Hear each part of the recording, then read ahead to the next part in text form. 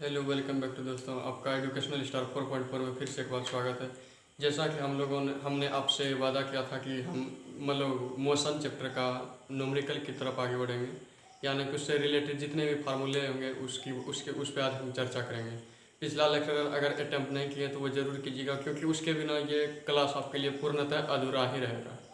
उस वीडियो का डिस्क्रिप्शन में आज मतलब लिंक दे दिया जाएगा, आप वहाँ से भी देख सकते हैं, या फिर प्लेलिस्ट में फिजिक्स का जहाँ भी प्लेलिस्ट होगा प्लेलिस्ट में जाकर आप उस वीडियो को देख सकते हैं। तभी ही आपको आज ये वाला लेक्चर समझ में आएगा। और आज का ये जो टॉपिक है, हम लोग मतलब न्यूमेरिकल को ऐसा लेकर चलेंगे कि छूटना नहीं चाहिए न्यूमेरिकल। और आज के लेक्चरर में जितना भी मतलब कि एग्जाम से रिलेटेड फार्मूले होंगे वो इस पर आज हम चर्चा करेंगे। तो आइए देखते हैं कि क्या होता है। देखिए, पहला नंबर गति। गति के बारे में हमने आप लोगों से बताया था कि गति क्या चीज़ है, स्पीड क्या चीज़ होती है, या फिर चाल हो गया, वेग हो गया, ये सब क्या चीज़ होती है, इसके बारे में हमने पिछली क्लास में चर्चा कर चुके हैं। अब देखिए फार्मूला, कल का भी कुछ फार्मूला आज है और आज का भी कुछ फार्मूला अलग से जोड़ा गया है, जिससे जब कोई वृत्तीय मार्ग पर गति करती है तो उसके द्वारा तय की गई दूरी d बराबर 2πr n, जहाँ n बराबर चक्करों की संख्या। हम लोग देख रहे थे कि कोई भी वृत्तीय मार्ग था, कोई भी जो वृत्तीय मार्ग था, इसमें इस वृत्तीय मार्ग में चक्कर हम लोग जो लगा रहे हैं, इसमें जो चक्कर लगाएंगे, एक चक्कर, दो चक्कर, इस पे इसके द्वारा जो तय की गई हमारी दूरी होगी वो इसकी परिधि गुना n, यानी n बराबर चक्करों की संख्या, इसकी परिधि से जितना चक्कर लगाएं उससे गुना कर देंगे तो हमारा हो जाएगा 2πr। कोई भी वृत्तीय पथ पर अगर गति करता है, दौड़ रहा है, गोल, जैसे कि आप लोग चक्कर लगाते होंगे दौड़ में, राउंड कहीं पे लगा रहे होंगे, तो उसमें 2πr गुना n कितना चक्कर लगा रहे हैं वो इस पर निर्भर करेगा। अब देखिए दूसरा, पहला हो गया दूरी, दूसरा हो गया कोणीय वेग। कोणीय वेग भी सेम इसी तरह का है। कोणीय वेग भी क्या है, इसी तरह का है, वो भी वृत्तीय मार्ग से ही रिलेटेड है। कि अगर आप इसमें थीटा कोण से घूम जाते हैं, आप थीटा कोण से जब इसमें घूम जाते हैं, इसके एंगल हो गया, इसके यहाँ से यहाँ मान लीजिए थीटा, यहाँ ई त्रिज्या हो गया, वो ई मान लीजिए मतलब ई ए हो गया, ई बी हो गया। इस थीटा एंगल से घूमने में आपको जितना कुछ ना कुछ समय तो लगेगा ना, थीटा मतलब प्रतिस्थापित करने में यहाँ से वहाँ, तो वही थीटा बाई टी ओमेगा बराबर, अगर आप थीटा अगर कहेगा कि पूरे वृत्त में, अगर पूछ लेगा कि पूरे वृत्त का मतलब कि कोणीय वेग कितना होगा, तो 2π/t, यानी कि 360 कितना सेकंड में पार कर रहे हैं, जितना समय लगेगा उससे भाग दे दीजिएगा तो आपका कोणीय वेग निकल जाएगा, कोणीय स्पीड निकल जाएगा पूरे वृत्त का। अब आपको पर्सनली थीटा दे देगा 45 डिग्री, 60 डिग्री, तो उसके लिए ये फार्मूला है। कहीं कोई दिक्कत? अब देखिए, ये तो सिंपल फार्मूला है, चाल बराबर दूरी बटे समय। दूरी दिया रहेगा और इसमें दो चीज़ कोई दिया रहेगा, दूरी समय दिया रहेगा, चाल निकाल सकते हैं, दूरी चाल रहेगा समय निकाल सकते हैं, या फिर समय चाल रहेगा तो दूरी निकाल सकते हैं। उसी प्रकार चौथा वेग बराबर विस्थापन बटे समय। और देखिए यहाँ क्या है, चाल और वेग में हम आप लोगों को अंतर बता चुके थे, ये अदिश राशि, ये सदिश राशि, दोनों का, लेकिन मात्रा क्या होता है, सेम होता है, मीटर प्रति सेकंड।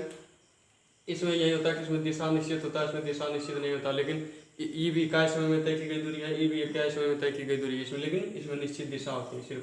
और ये विस्थापन बटे समय, ये हो गया दूरी बटे समय, ये हो गया विस्थापन बटे समय। अब देखिए पचमा क्या है, महत्तम ऊंचाई। महत्तम ऊंचाई यानी कि कोई भी, जैसे आप ढेला फेंकते हैं, ऊपर फेंक रहे हैं, मान लीजिए कोई भी वस्तु अगर आप ऊपर फेंक रहे हैं तो महत्तम कितनी ऊंचाई तक जाएगी, ये इसका फॉर्मूला क्या हो गया, u square 2 sin theta by g, two u square sine theta बटे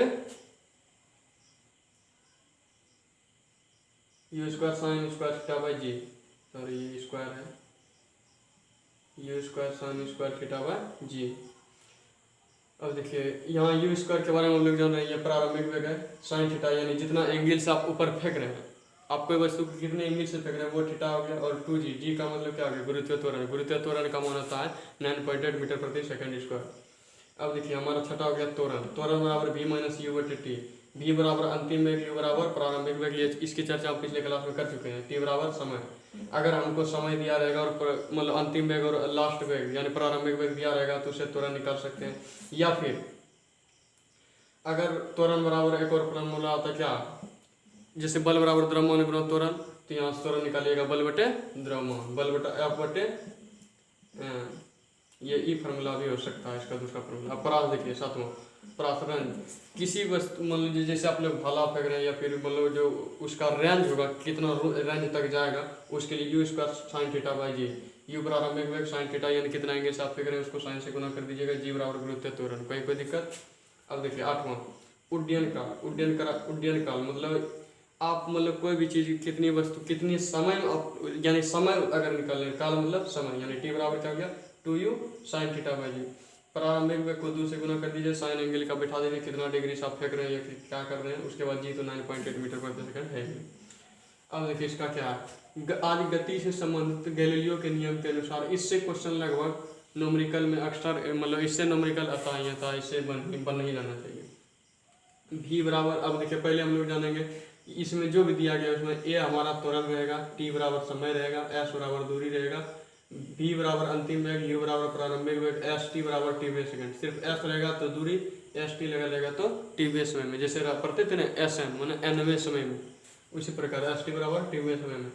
तो भी बराबर यू बटे टी यानी क्या हो गया, अंतिम वेग बराबर क्या होगा फॉर्मूला गति के समीकरण से यू प्लस ए टी यानी कि प्रारंभिक प्लस प्रारंभिक वेग जोड़ ए मतलब त्वरण गुना समय। फिर एस बराबर दूरी बराबर क्या होगा you t plus half a t square. You बराबर क्या हो गया, यू बराबर क्या हो गया प्रारंभिक वेग, टी समय हाफ ए बराबर त्वरण, टी बराबर क्या हो गया फिर समय।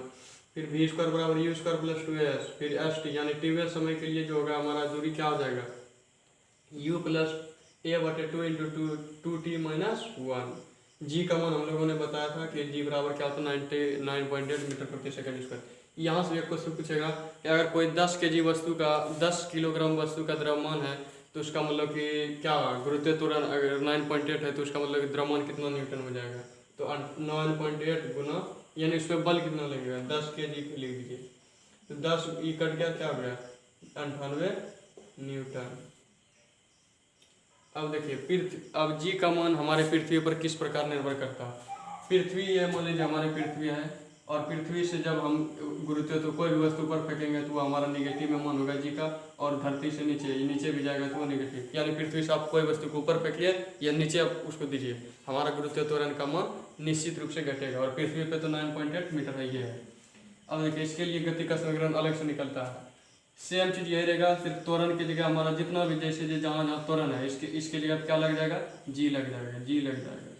भी बराबर u plus g t, s बराबर u t plus half a t square होता था तो half g t square, b square बराबर क्या हो गया यू स्क्वायर प्लस 2s होता था 2gs हो गया।